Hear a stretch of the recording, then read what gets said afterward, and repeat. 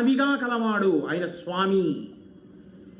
స్వామి స్వామి స్వామి స్వామి పలవరించగా పలవరించగా పలవరించగా నీకేం రావాలంటే నాదన్నది ఏదీ లేదు, ఏదీ లేదు, ఏదీ లేదు. ఏమీ లేనివాడు ఏం చేస్తాడండి లోకంలో? ఎక్కువ మాట్లాడడం కదండి. మీరు చూడండి, ఏమీ లేవనుకోండి, ఆయన బాగుంటుంది ఏంటంటే నేను ఇల్లు మాట్లాడితే నాకేముందండి నేను మాట్లాడినండి అంటాడు. ఆయన అందరూ 10,000 ఇచ్చి పేరు చెప్పించుకున్నారు, 20,000 ఇచ్చి పేరు చెప్పించుకున్నారు, 11 రూపాయలు ఇచ్చి రసీదు రాయించుకున్నాడు. ఒక ఆయన 1,25,000 ఇచ్చి నా పేరు చెప్పకండి అని ప్రాధేయపడ్డాడు. ఆయన ఈశ్వరానుగ్రహం ఉన్నవాడు. ఎందుకో తెలుసండి, ఆయన నమ్మకం ఏంటంటే నేను ఇవ్వడం ఏంటి, ఆయన ఇచ్చాడు. ఇప్పుడు వీళ్ళు నేను ఇచ్చానని చెప్తే దొంగని గాను, నీవా ఇచ్చావు నీదా అని అడిగితే ఏం చెప్పను? అందుకని వద్దండి, ఈశ్వరుడు నా చేత ఇప్పించాడు మీకు, అందుకని మళ్ళీ పేర్లు నేను ఈశ్వరుడని రాయండి అంటే అదేమిటండి అని తర్కం ఇవన్నీ ఎందుకు, అందుకని పేరు వద్దు, పేరు చెప్పకండి. అందుకే గుప్తదానము గొప్పది అని మన వాళ్ళు ఎందుకంటారో తెలుసా అండి? గుప్తదానం గొప్పది అంటే అహంకార పరిత్యాగము చేసి ఉన్నాడు అని గుర్తు. ఆయనకు అర్థమైంది స్వం అంటే ఏమిటో, స్వామి అన్న మాటకు ఆయనకు అర్థమైంది. అర్థమైన వాడు ఒక్క మాట స్వామి అని పిలిస్తే చాలు, పలుకుతాడు ఆయన. అందుకే లోకంలో ముగ్గురినే స్వామి అని పిలుస్తారు. భార్య భర్తని స్వామి అని పిలుస్తుంది, శిష్యులు గురువు గారిని స్వామి అని పిలుస్తారు.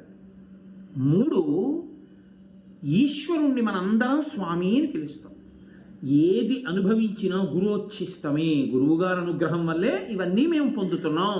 అందుకని గురువుగారు స్వామి. భార్య సమస్త సుఖములకు సమస్త గౌరవములకు కారణం భర్త. ఆ ఐదోతనం ఉండబట్టంత గౌరవం కాబట్టి స్వామి. భార్య భర్తని పిలవాలి, అందుకని భర్త భార్యని స్వామి అనకూడదు. భర్త భార్యని స్వామి అంటే అదో అసంబద్ధమైన విషయం, అది అసలు తప్పది, అలా అనకూడదు కూడా. అది దోషభూయిష్టమైనటువంటి జీవన విధానం. ఒక్క భర్తని మాత్రమే భార్య స్వామి అని పిలుస్తుంది. ఈశ్వరుడిని అందరం కలిసి స్వామి అని పిలుస్తాం. అలాగే గురువు గారిని స్వామి మీరు వస్తారా అని అడుగుతాం. కనబడ్డ వాళ్ళందరినీ స్వామి అంటే నీకు అయ్యప్ప తప్పి ఇంకోళ్ళు కనపట్టం లేదని గుర్తు. మీరు ఏమైనా అనుకోండి కానండి, ఆ స్వామి అలాగే మాట్లాడుతుంటాడండి అంటే అప్పుడు ఏమనుకోవాలి? నీకు అర్థమైంది అనుకోవాలా, అర్థం కాలేదనుకోవాలా? నేను అంటే పరిపక్వత రాలేదని గుర్తు. నిన్నను చెప్పానుగా, పక్షి వేడి వల్ల గుడ్డు యొక్క పెంకు పగిలి పిల్ల పైకి రావాలి తప్ప అగ్గి పుల్ల గీస్తే పెంకు పగిలి పిల్ల వస్తుందా? పిండం కారిపోతుంది.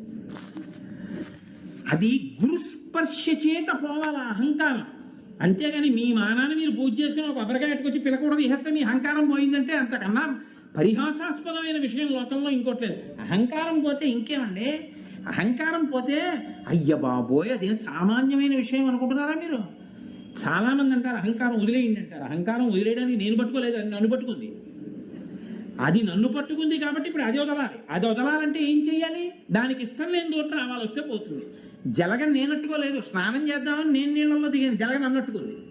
ఇప్పుడు జలగని పట్టుకుని లాగాను అనుకోండి, వదులు జలగా అని జలగ సాగుతుంది తప్ప వదలదు. ఇప్పుడు నేనేం చేయాలి? ఓ కేకలేసి అరుపులే అరిచేసి నటరాజులా తాండవం చేసేసి జలగ పట్టేసిందని సాగ తీసేసి చేయకూడదు. కొంచెం ముగ్గట్టు రండి అన్నారు. కాస్త ముగ్గట్టుకొచ్చి జలగ పట్టుకున్న చోట ఇచ్చారనుకోండి, ముగ్గంటే అసహ్యం జలకి, వెంటనే వదిలి కింద పడిపోతుంది.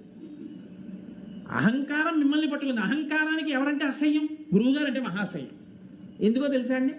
ఆయన నోరు మొయ్యి, నాది ఏమిటి అవన్నీ ఆయన అంటాడు. ఆయన మీకు ఇదే నేర్పుతాడు. అందుకే గురువుగారు వస్తే అహంకారం దాక్కుంటుంది. ఆయన కూడా ఇలా అన్నాడు అనుకోండి, రక్షించేవాళ్ళు లోకంలో లేదు. కాబట్టి గురువుగారు అలా అనడం, అలా అంటాడు గురువుగారని నేను చెప్తే అంతకన్నా దోషం ఇంకోట్లేదు. కాబట్టి అహంకార పరిత్యాగము చేత స్వామి శబ్దం అన్వయం అవుతుంది. అందుకని స్వంతో కలుపుతారు. స్వామి అయ్యప్ప శరణం. శరణం అన్న మాటకి శరణఘోష ప్రీతి అని ఎందుకంటారో తెలుసా అండి?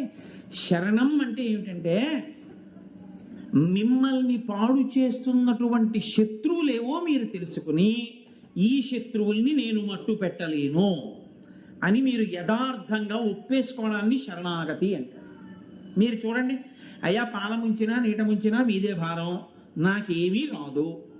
మీరు చూడండి, ఒక్కొక్కసారి ఎంత తెంపరితనంగా ఉంటుందంటే రాత్రి 11 గంటలకి ఏసీ 2 టైర్లోకి ఎక్కేస్తుంది ఒక ఆవిడ టికెట్ లేకుండా. ఆయన బయటికి వెళ్ళి చూస్తాడు, ఇదేంటమ్మా ఏసీ 2 టైర్లోకి టికెట్ కూడా లేకుండా ఎక్కావు అంటాడు. మీరు ఏమీ అనుకోవద్దు, నేను పెళ్లి నుంచి వస్తున్నాను, టికెట్ కొందాం అనుకున్నాను, తెల్లవారేటప్పటికి మా ఆయన అమెరికా వెళ్ళిపోతున్నారు, నేను వెళ్ళిపోవాలి హైదరాబాదు, లేకపోతే మళ్ళీ ఆయన 3 నెలలు రారు, నేను ఆయన్ని చూడడానికి వెళ్ళిపోతున్నాను, డబ్బులు లేని దాన్ని కాను, నేను దిగి మీరు జనరల్ కంపార్ట్మెంట్కి వెళ్ళండి, అక్కడికి వెళ్ళండి, ఇక్కడికి వెళ్ళండి అంటే ఒంటి నిండా బంగారం పెట్టుకుని ఉన్నాను పెళ్లికి, మా ఆయన కోసం పరిగెత్తుకు వచ్చేసాను, పాల ముంచినా నీట ముంచినా మీదే భారం, ఇలా రావడమే నాకున్న దోషం, నేను రిజర్వేషన్ లేదు వెళ్ళొద్దని మా ఆయన చెప్తుంటే వినకుండా వచ్చాను, మీరేం చేస్తారో మీదే అంటే కర్కశంగా తోచేస్తాడు ఏంటి, ఎవరైనా వస్తే ఇప్పుడే ఎక్కానని చెప్పమ్మా, లేకపోతే స్కాడ్ వాళ్ళు నేను ఎక్కించాను అనుకుంటారో, అదిగో అక్కడ ఉండు, ఎక్కడన్నా బెర్త ఖాళీ అయితే ఇస్తాను, అప్పుడు రాస్తాను రసీదుని, చచ్చినట్టు అక్కడ పెట్టుకుంటాడా పెట్టుకోడా నీతి, మీ బలహీనత మీరు చెప్పేశారు, అప్పుడు ఏం చేస్తాడు, ఆయనే రక్షిస్తాడు. ఈశ్వరుడు మిమ్మల్ని బాగా తనకి దగ్గరగా జరగడానికి అవకాశం ఇవ్వడానికి పంచేంద్రియాలు ఇచ్చాడు. ఇచ్చి కంటితో నన్ను బాగా చూడు, ముక్కుతో నా నిర్మాల్యం వాసన చూడు, నాలుకతో నా ప్రసాదంగా తిను, చెవితో నాకు సంబంధించినవి విను. ఇప్పుడు వచ్చిన పెద్ద సమస్య ఏంటంటే అవే శత్రువులు అయ్యాయి. చూడకూడదవన్నీ ఇది చూస్తుంది, వినకూడదవన్నీ ఇది వింటుంది, అంటే దీనికి స్వాతంత్ర్యం ఏం లేదు, ఇవన్నీ మనసు వాడుకుంటోంది. ఈశ్వర ఇవన్నీ ఇచ్చిన వాడెవరు, నువ్వు ఈ మనసు కూడా నువ్వే ఇచ్చావు స్వామి, నీది ఈ మనసు, ఇది నువ్వు నాకిచ్చి నువ్వేమన్నావు, ఈ మనసు నీ దగ్గర పెట్టమన్నావు, అదొక్కటే నాకు రావట్లేదు, అది తైతక్కలాడి నన్ను పాడు చేసేస్తోంది. మన ఏవ మనుష్యాణం కారణం బంధమోక్షయోహో, ఇది బంధమోక్షములకు కారణం, కానీ నన్ను మోక్షం వైపు వెళ్ళనివ్వట్లేదు, పాడు చేసేస్తోంది. కాబట్టి ఏం చేస్తున్నానంటే నువ్వు ఇచ్చింది తెచ్చి నీకు ఇచ్చేస్తున్నాను, నువ్వేం చేస్తావో తెలుసా, దీన్ని నువ్వే బాగు చేయి. దానికి శరణాగతి అని పేరు. శరణాగతి అంటే నన్ను నేను సంస్కరించుకోలేకపోతున్నాను, ఇది 1కి 100 మాటలు చిత్తశుద్ధితో చెప్పుకోవడం శరణు ఘోష. ఘోష అన్న మాటకు అర్థం ఏమిటో తెలుసా అండి, వీడికి ఇది అవసరమా అవసరం లేదా, వీడు మనని ఉద్ధరిస్తాడా ఉద్ధరించడా అని కూడా లేకుండా వాడు విని తీరుతాడు అని ఒళ్ళు మరిచిపోయి చెప్పుకెళ్ళిపోతుంటాడు. సముద్ర ఘోష అంటారు. ఎందుకమ్మా నీ ఘోష ఎవరు విన్నారు అంటారు. అంటే ఆవిడ ఆర్తితో ఏం చేస్తుందంటే అలా చెప్పేస్తుంటుంది. ఆవిడ 4 పిల్లల్ని పెట్టుకుని బస్ స్టాండ్లో నించుందండి. ఆవిడ ఏదో జగ్గంపేట ఎడదాం అనుకుంది, లేకపోతే పెద్దాపురం పెడదాం అనుకుంది. ఆవిడ పెద్దాపురప్పాడు బస్సు వచ్చింది, ఆవిడ పెద్దాపు వరకు జరిగింది, బస్సు ఎక్కేసింది. బస్సు జగన్నాథపురం అదే ఇంకోవైపు వెళ్ళిన తర్వాత కండక్టర్ టికెట్లు కొడుతుంటే ఈవిడ పెద్దాపురం ఇవ్వండి అంది. ఆయన అన్నాడు ఇది పెద్దాపురం వెళ్ళదమ్మా, పెద్దాపురప్పాడు వెళ్తుంది, దిగు దిగు అని ఓ బెల్ల కొట్టి ఆపాడు. ఈవిడేం చేసింది, గబగబ దిగిపోతే ఒరే రండి రండి రండి అంది. ఈలోగా ఓ ఆంటీ వస్తుంది కదా మనకి, పిన్ని కాదు అత్తా కాదు ఇంగ్లీష్లో, ఆవిడ ఒళ్ళో కూర్చోబెట్టుకుంది. ఇప్పుడు 4 దిగిపోయారు, 3 దిగిపోయారు, నిద్రపోయాడు. అప్పుడే ఈవిడ దిగిపోయి పిల్లల్ని లెక్కెట్టుకుని అయ్యో ఇది ఇప్పుడు నేను ఇక్కడి నుంచి ఎక్కడికి వెళ్ళాలి, ఎలా వెళ్ళాలి, మళ్ళీ బస్ స్టాండ్కి ఎలా వెళ్ళాలి, నా దగ్గర అంత డబ్బులు లేవు అనుకునే లోపల బస్సు వెళ్ళిపోయింది. ఇప్పుడు చూసుకునేటప్పటికీ 4వ వాడు లేడు. ఇప్పుడు ఆవిడ కేవలం ఒక్కసారి నేను ఆర్టీసీ కండక్టర్తోనే మాట్లాడతాను అంటుందా, అయ్యో అయ్యో బస్సు వెళ్ళిపోయింది, నా కొడుకు వెళ్ళిపోయాడు బాబో మీరు చెప్పండి బాబో ఎలా వెళ్ళాలి బాబో, బస్సు ఎక్కడ అవుతుంది బాబో, ఎలా పట్టుకోవాలి బాబో అని అరుస్తూనే ఉంటుందా ఉండదా, దారి దొరికే వరకు.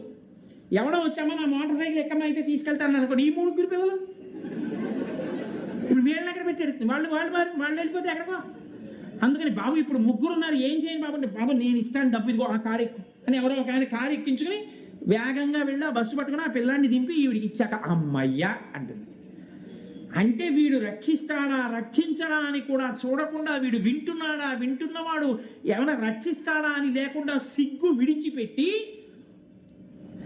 ఈశ్వర నువ్వు తప్ప నన్ను ఈ శత్రువుల నుంచి కాపాడేవాడు లేడని ఎలుగెత్తి అరిచి చాటి చెప్పడమే శరణుఘోష.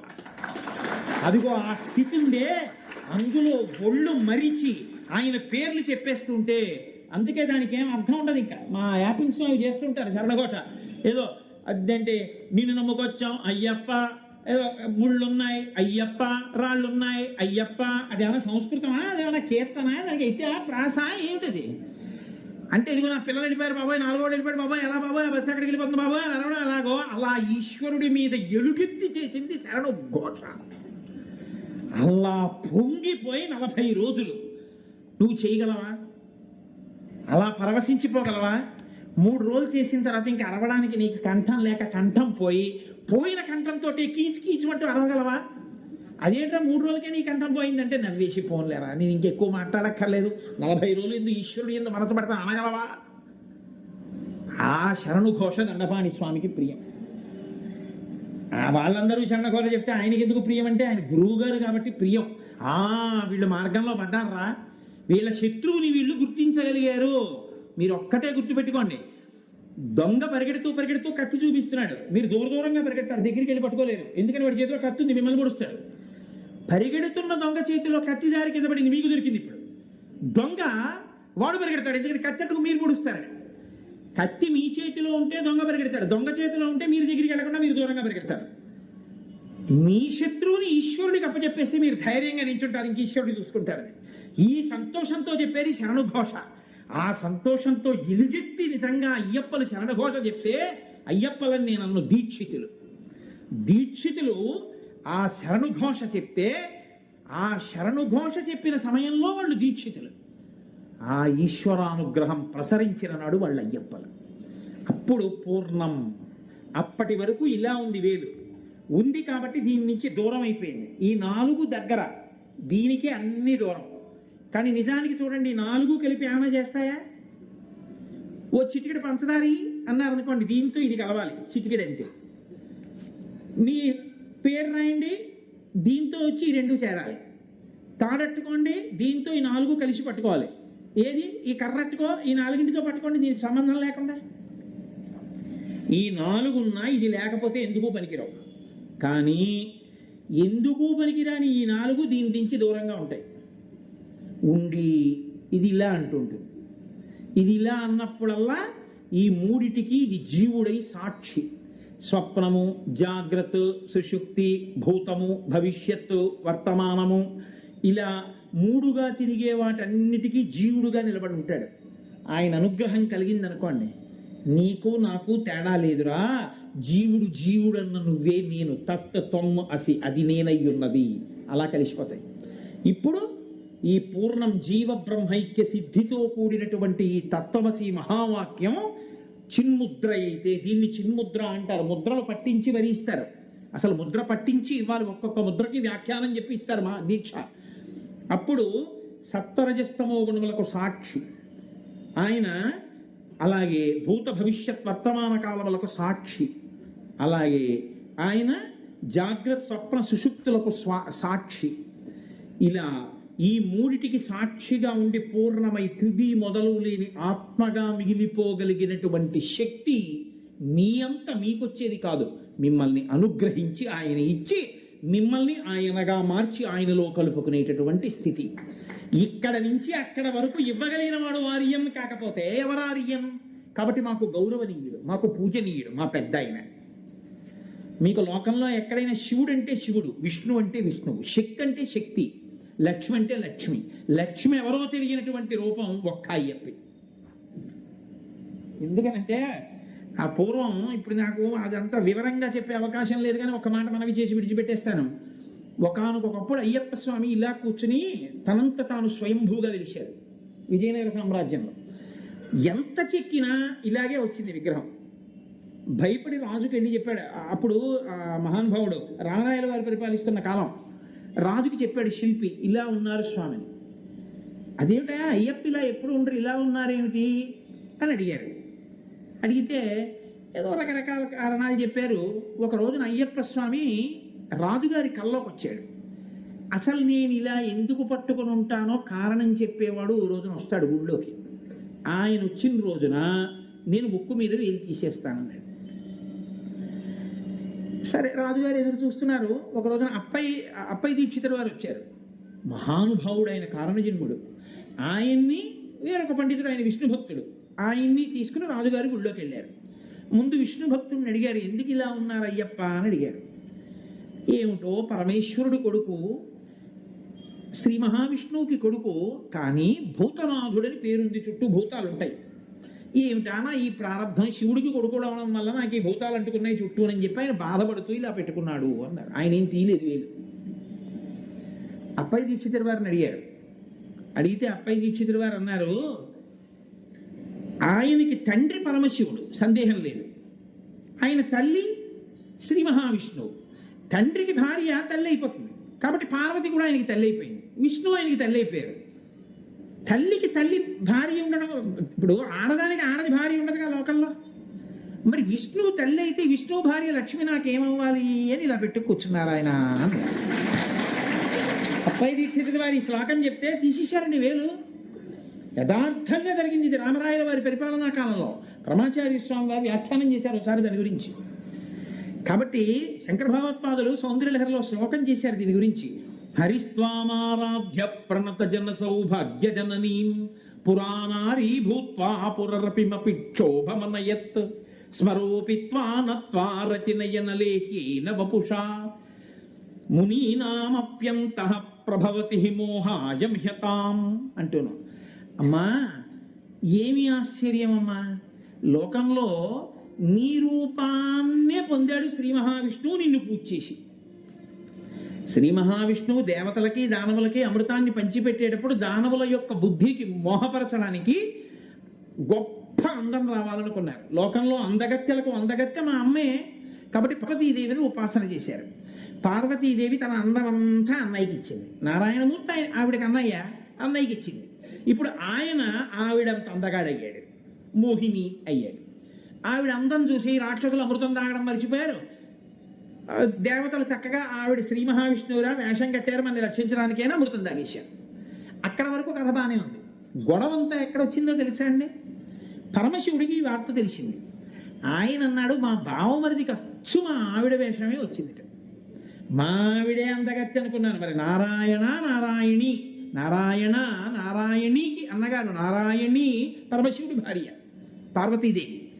మా బావమరిది శ్రీ మహావిష్ణువు అచ్చు మా ఆవిడ అయ్యట్ట. ఏమో అచ్చు నీలా అయ్యట్ట మోహిని వేషంలో ఓసారి చూస్తాను అంటే అమ్మవారిది వద్దు, లేనిపోని ఇబ్బందులు, వెళ్ళకండి. కాదు పెడతాను. సరే అయితే పద. వెళ్ళారు ఇద్దరు. వైకుంఠానికి వెళ్ళిన తర్వాత బావా ఏమిటో అచ్చు మీ చెల్లెల్లా అయ్యావుట, అమృతాన్ని పంచిపెట్టడంలో ఏదో సారా వేషం చూపించు అన్నారు. అంటే శ్రీ మహావిష్ణువు అన్నారు, వద్దులేండి బావగారు అవన్నీ ఎందుకు ఇప్పుడు, వదిలిపెట్టేయండి అన్నారు. అంటే అమ్మవారు కదిపింది. పరమశివుడి మనసు కదలడం అంటే అంత తేలికైన విషయం కాదు కదండి. అలా ఏమీ అలా ఆయన మనసు ఏం కదలదు. ఆ కదలిక అన్నది వచ్చింది అంటే కేవలం అమ్మవారి యొక్క అనుగ్రహం. ఆవిడ కదిపింది మనసు. కదిపితే పరమశివుడు ఏం చేశాడు, శ్రీ మోహినిని చూడాలి అని తాపత్రయపడ్డాడు. శ్రీ మహావిష్ణువు మోహిని రూపంలో కనపడ్డాడు. కనపడగానే అచ్చు ఆవిళ్ళ ఉంది అని కనపడితే వెనక పరిగెత్తేంత వెర్రాడండి పరమశివుడు. కానీ ఆయనకి అంత తమకము కలిగి విష్ణువు వెంట పరిగెత్తారు. అంత తమకము కలగకపోతే వీర్యము స్ఖలనము కాదు.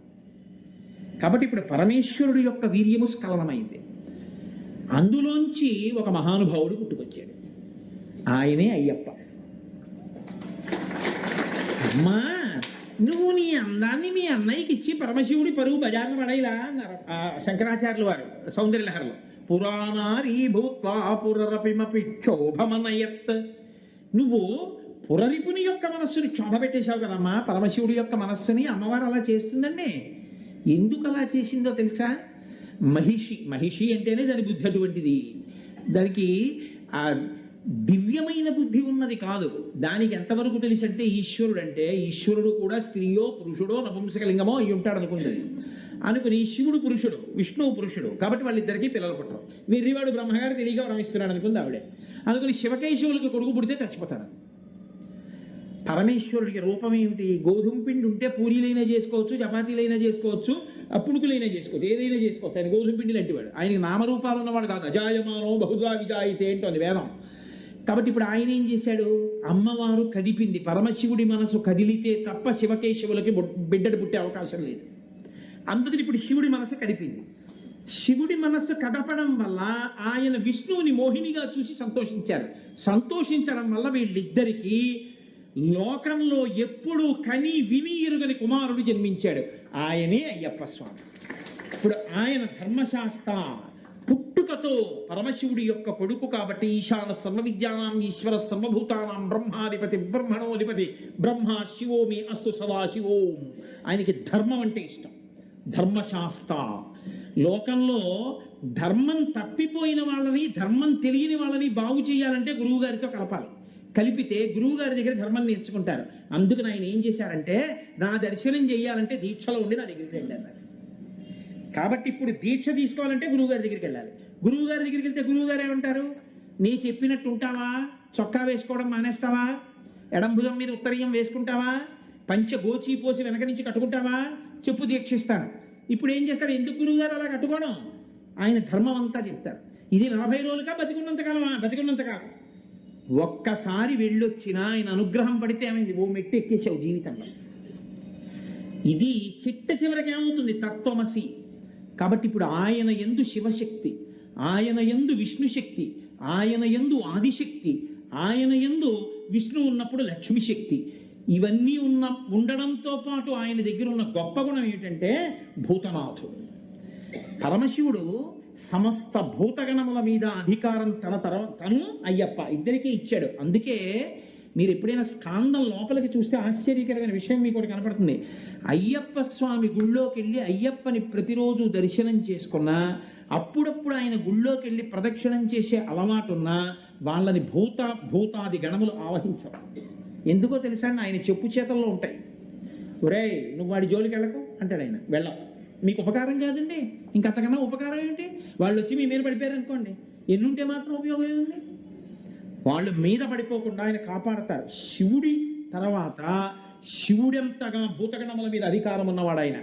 శివుడిలా ధర్మమునందు అనురక్తి ఉన్నవాడు, శివుడిలా గురువులంటే ప్రీతి ఉన్నవాడు, శివుడిలా జ్ఞానమిచ్చి మోక్షం ఇవ్వగలిగిన వాడు, విష్ణువులా పూర్ణుడు, విష్ణువులా పుష్కలుడు, విష్ణువులా ఏది కావాలంటే అది ఇవ్వగలిగిన వాడు, అమ్మవారిలా శక్తి స్వరూపుడు, అమ్మవారిలా నిరంతరము ఎటువంటి కదలికలైనా కదలించగలిగినటువంటి వాడు, ఎంత శక్తినైనా ఇవ్వగలిగిన వాడు, ఇన్ని కదలికలను ఆపి లయం చేసి మోక్షం ఇవ్వగలిగిన వాడు, ఇన్ని చెయ్యగలిగిన వాడు. కాబట్టి తనలో తాను రమిస్తూ పైకంటితో కాకుండా యోగ దృష్టితో చూస్తుంటాడు. ఎవడు లోపల ఎంత చిత్తశుద్ధితో చేస్తున్నాడు, పైకి ఎంత డాంబికంగా ఉన్నాడు. నేను మీకు ఒక యథార్థం చెప్తున్నాను ఇవాళ. ఒక్కొక్కసారి ఏ దీక్ష లేకుండా అయ్యప్ప స్వామి గుడికి వెళ్ళినటువంటి కొంతమందికి అసలు జీవితంలో అయ్యప్ప దీక్ష తీసుకొని వాళ్ళు కొంతమంది ఆ గుడికి వెళితే 50 సార్లు దీక్ష తీసుకున్న వాళ్ళకన్నా కూడా అద్భుతమైన రీతిలో అయ్యప్పని సేవించుకునే అదృష్టాన్ని ఆయన ఇచ్చిన సందర్భాలు ఎన్నో ఉన్నాయి. దేని వల్ల ఇస్తాడో తెలుసా అండి? వీడి నా దీక్ష పట్టాడని ఇవ్వడం కాదు. వీడికి ధర్మమునందు అనురక్తి ఉంది, వీడికి వేదమునందు అనురక్తి ఉంది, వీడికి నా రూపమునందు అనురక్తి ఉంది, ఈశ్వరుడి యందు అనురక్తి ఉంది. అది ఆయనకి చాలు. నీవు విష్ణు భక్తుడవైనా అయ్యప్ప భక్తుడవే, శివభక్తుడవైనా అయ్యప్ప భక్తుడవే, శాక్తేయుడవైనా అయ్యప్ప భక్తుడవే. నువ్వు ఏ రూపాన్ని భక్తితో కొలిచి వేదాన్ని నమ్మి జీవించినా నువ్వు అయ్యప్పని చేరుకోగలవు. అది ఆయన గొప్పతనం. శివకేశవుల యొక్క అభేదమైనటువంటి రూపం, అంతటి గొప్ప స్వరూపం, సమస్త దేవతా సమాహారము. అటువంటి మహాపురుషుణ్ణి సేవించడానికి జీవితంలో గురువు గారితో అనుబంధం ఏర్పడి ఆయన మెడలో మాల వేసి శ్రీరామ రక్ష కట్టి చిట్ట చివర మళ్ళీ ఇరుముడి కట్టే పర్యంతం 41 రోజులు నువ్వు నాతో కలిసి ఉండవచ్చు. గురువుగారిచ్చిన మహదవకాశం. దీన్ని వాడుకుని గురువుగారితో కలిసి ఉండి జీవితాన్ని అభ్యున్నతి పదంలో నడిపించుకున్నవాడెవరో వాడు ధన్యుడు, వాడు దీక్షితుడు, వాడు సమస్తమును పొందినవాడు. అది ఒక్కసారికే లభించవచ్చు. అది మీరు గురువుని సేవించడం మీద ఉంటుంది, మీరు ఆ తాపత్రయంతో శరణుఘోష చెప్పడం మీద ఉంటుంది తప్ప అసలు ఏ ప్రయత్నము చేయకుండా కేవలం ఏదో ఒంటి మీద ఉన్న బట్ట రంగు మార్చడమే దీక్ష అనుకున్న వాడికి ఎన్ని మాటలు చేసినా ఊయల ఎక్కి ప్రయాణం చేసి కాశీ వెళదాం అనుకున్నవాడు కూడా అయి ఉండవచ్చు. కాబట్టి గురువుతో ఉండడానికి మీరు ఎక్కువ ప్రాధాన్యత ఇవ్వండి. గురువు గారి దగ్గర తెలుసుకోవడానికి ఎక్కువ ప్రాధాన్యత ఇవ్వండి. ఇవాళ మీకు ఒకటి తెలిస్తే రేపటికి మీ గురువు గారి వల్ల ఇంకొకటి తెలిసి తీరాలి మీకు. అదే దీక్ష యొక్క గొప్పతనం. కాబట్టి చక్కగా మీ అందరూ ఎన్నో పర్యాయములు దీక్ష వహించిన వారు, ఈశ్వరుణ్ణి సేవించిన వారు. కాబట్టి సంతోషంగా మీ అందరూ దీక్షాకాలాన్ని పూర్తి చేసుకుని అయ్యప్ప స్వామి వారి యొక్క దివ్య దర్శనాన్ని పొంది పరమ సంతోషంతో మళ్ళీ క్షేమంగా తిరిగి వచ్చి మీ భార్యాబిడ్డలతో సుఖమయమైన జీవితాన్ని గడిపి పరమేశ్వరుడి అనుగ్రహంతో చక్కటి వైరాగ్యమును పొంది ఆయన అనుగ్రహంతోనే జ్ఞానసిద్ధిని పొంది మోక్షమునకు హేతువగుగాక.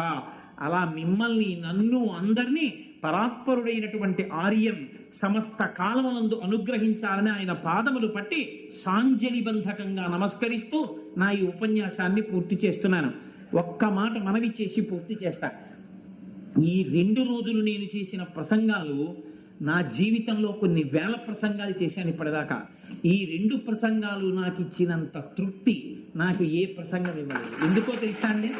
ఒక్కటే కారణం, ఎంతమంది విన్నారు, ఎంతమంది దీనికి సంతోషించారన్న దాంతో నాకు ఏ సంబంధము లేదు. నేను లోపల ఎవరి పాదములు పట్టుకుని చెప్పానో తెలుసా అండి? ఎవరు సంతోషించి ఆయన 2 చేతులు నా తల మీద పెట్టి, నాయనా నీకు అయ్యప్ప కృప కలుగుగాక, నువ్వు నమ్ముకున్న వేదము నిన్ను రక్షించుగాక, నువ్వు నమ్ముకున్న భక్తి నిన్ను కాపాడుగాక, నీ జీవితంలో ఎప్పుడూ భక్తి పతనమైపోకుండా నువ్వు మెట్లు ఇంకా పైకెక్కుగాక అని తాను శరీరంతో ఉన్నంత కాలం ఈ జిల్లాలలో అయ్యప్ప స్వామి వారి భక్తి ప్రచారాన్ని కేవలం ఏదో చేయడం అంటే చేయడం కాకుండా సశాస్త్రీయ బోధ చేసి ఆచారములకు అంత పెద్దపీట వేసి ఇంతమందిని నడిపించినటువంటి మహాపురుషుడైన దండపాణి గురుస్వామి వారి యొక్క పరిపూర్ణమైన అనుగ్రహం కోసం, వారి సంతోషం కోసం వారు ఇంకా ఉభయ గోదావరి జిల్లాల్లో నా పేరు స్మరించి నేను చేసిన సేవలు చెప్పుకొని పొంగిపోతున్నారని ఆ గురువు గారైన మహానుభావుడు సంతోషించాలని నేను ఈ ప్రసంగం చేశాను. కాబట్టి ఈ ప్రసంగాల చివర ఒక అరటిపండు కూడా పుచ్చుకోవడానికి నేను సిద్ధంగా లేను. ఏ సత్కారమును, ఏ సన్మానమును నేను పుచ్చుకోను. నాకు కావలసిన సత్కారం ఒక్కటే, మహాపురుషుడైన దండపాణి గురుస్వామి గారి అనుగ్రహం. అది వినా నువ్వు ఇంకేమైనా పుచ్చుకొని నాకు సలహా చెప్పగలిగిన వాళ్ళు ఇంకొకళ్ళు ఉండరు, వాళ్ళ కొడుకుతో సహా. మా నాన్నగారు గురుస్వామి వారి అనుగ్రహం కాకుండా మా అరటిపండు గొప్పదని చెప్పగలరా మీరు? మీరు ఎలా ఇవ్వగలరు నాకు?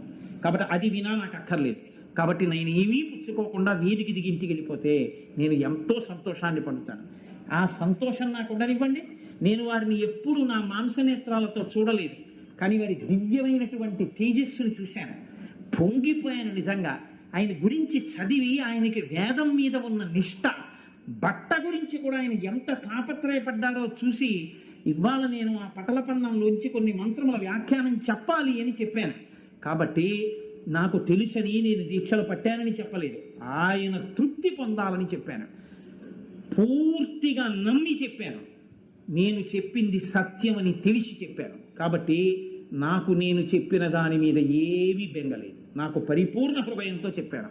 నాకు ఆయన అనుగ్రహం వినా అంతకన్నా గొప్పదోటి ఉంది అని నేను అనుకోవట్లేదు. కాబట్టి ఆయన అనుగ్రహం నాకు చాలు. దయచేసి నాకు ఏ ఇతర సత్కారమును సంకల్పము చేయవద్దు. మంగళాశాసన పరైహిమదాచార్య పురోగమై సర్వైశ్చ పూర్వైరాచార్యై సత్కృతాయాస్తు మంగళం. మంగళం కోసలేంద్రాయ మహనీయ గుణాత్మనే చక్రవర్తి తనూజాయ సర్వభౌమాయ మంగళం. ఉమాకాంతాయ కాంతాయ కామితార్థప్రదాయినే శ్రీగిరీశాయ దేవాయ మలినాథాయ మంగళం. కరచరణకృతం వా కర్మవాక్కాయజం వా శ్రవణనైనజం వా మానసం వాపరాధం విహితం వా సర్వమేత్తక్షమస్వ. శివ శివ కరుణాబ్ధే శ్రీ మహాదేవ శంభో. సర్వం శ్రీ ఉమామహేశ్వర పరబ్రహ్మార్పణమస్తు. స్వస్తి.